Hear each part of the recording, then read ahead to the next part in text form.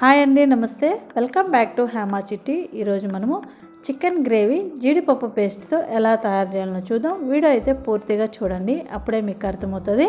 First time ఎవరైనా మన channel చూసినట్లయితే సబ్స్క్రైబ్ చేసి లైక్ చేసుకోండి. ఎలా తయారు చేయాలో చూద్దాం. చూడండి ఎంత సాఫ్ట్గా వచ్చిందో. ముందుగా చికెన్ ఒక 1/4 కేజీ తెచ్చుకొని 3 నుంచి 4 సార్లు వరకు నీళ్ళల్లో బాగా క్లీన్ చేసుకొని ఒక బౌల్లో వేసి చెక్క నిమ్మ చెక్క జ్యూస్ పిండుకుందాం. తగినంత సాల్ట్ వేసుకుందాం. కొద్దిగా పసుపు పొడి వేసి ఈ 3 ముక్కలకు పట్టేలాగా బాగా కలుపుకుందాం. ఇలా బాగా కలిపామంటే ఇదంతా ముక్కలకు బాగా పడుతుందన్నమాట. ఒక ప్లేట్ పెట్టి పక్కన పెట్టేయండి.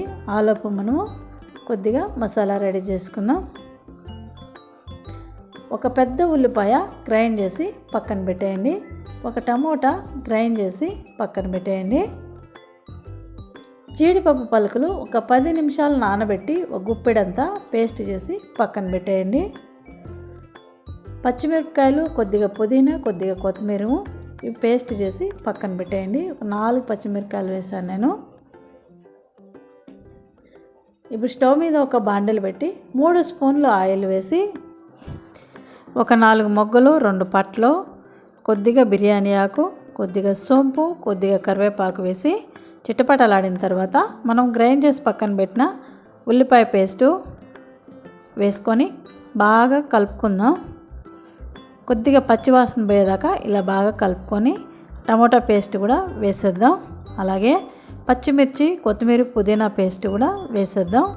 ఇదంతా కొద్దిగా ఫ్రై చేసుకొని మనం కలిపి పక్కన పెట్టిన చికెన్ వేసేద్దాం. ఉప్పు, పసుపు కలిపి పెట్టాం కదా, నిమ్మరసం వేసి ఆ చికెన్ వేసేద్దాం. ఇందులో వేసేసి ఈ మసాలాతో కూడా ఇదంతా బాగా వేగిపోవాలన్నమాట. వేగిపోయి మసాలా పచ్చి వాసన పోవాలి, అంతవరకు వేయించుకోవాలి. కొద్దిగా ఉప్పు ఆల్రెడీ వేసాం మనం చికెన్కి, ఇంకొద్దిగా వేసుకొని కారం పొడి 1.5 స్పూన్ వరకు వేసుకొని ధనియా పౌడరు 1.5 స్పూను, కొద్దిగా గరం మసాలా వేసుకొని కలుపుకుందాం. ఇదంతా ఈ వాటర్ అంతా ఇందులో ఉండే మసాలా అంతా బాగా డ్రై అయిపోవాలి. అల్లం వెల్లుల్లి పేస్టు ఒక 1/2 టేబుల్ స్పూన్ వేసుకోండి, సరిపోతుంది.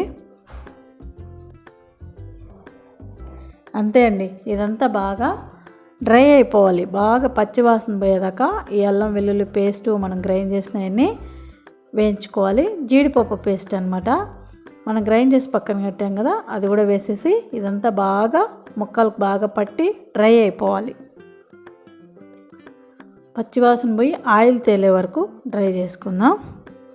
కారం పొడి సరిపోలేదండి, ఇంకొద్దిగా కారం పొడి, ఇంకొద్దిగా ధనియా పౌడరు, కొద్దిగా పెప్పర్ పౌడర్ అనమాట వేసుకొని ఇదంతా బాగా కలుపుకుందాం. చూడండి బాగా డ్రై అయిపోయింది కదా. ఇప్పుడు మనము గ్రైండ్ చేసి అవంతా క్లీన్ చేసుకున్న వాటర్ అనమాట, మిక్సీ జార్ క్లీన్ చేసిన వాటర్ అంత వేసుకుందాం. ఒక చిన్న కప్పుతో సరిపోతుంది. ఆల్రెడీ చికెన్ ఉడికిపోయింది ఆ మసాలాలో, అందువల్ల ఒక 5 నిమిషాలు మీడియం ఫ్లేమ్లో పెట్టి ఉడికించుకుందాం. చూడండి ఇలా ఆయిల్ తేలాలన్నమాట, ఇప్పుడు టేస్ట్ బాగుంటుంది. చూసారు కదా, ఇలా ఆయిల్ తేలే వరకు మీడియం ఫ్లేమ్లో పెట్టి ఉడికించారంటే ఫైనల్గా ఇలా ఆయిల్ తేలుతుందనమాట. నీళ్ళు అయితే చిన్న కప్పుతోనే వేసుకోండి. ఫైనల్గా కొద్దిగా మనం ధనియాలకు సన్నగా కట్ చేసి వేసుకొని దించేసుకోవడమే, అంతే అండి. చూసారు కదా ఎంత ఈజీనో. టేస్ట్ ఒకసారి చూద్దాము. ఏమైనా తక్కువ అయితే ఈ టైంలో వేసుకోవచ్చు. పర్ఫెక్ట్గా సరిపోయింది. అంతే అండి, ఒక గిన్నె తీసుకొని సర్వ్ చేసుకుందాం. చూసారు కదా ఎంత బాగుందో, టేస్ట్ కూడా చాలా బాగుంటుంది. ముక్క చూద్దాము. చూడండి ఎంత సాఫ్ట్గా ఉడికిపోయిందో ముక్క కూడా. టేస్ట్ కూడా చాలా బాగుంది. రోటీకి కానీ, చపాతీకి కానీ, రైస్కి కానీ చాలా బాగుంటుంది. సూపర్గా ఉందండి టేస్టు. ఈ వీడియో కనుక మీకు నచ్చింది అనిపిస్తే లైక్ చేయండి, సబ్స్క్రైబ్ చేయండి. Thank you.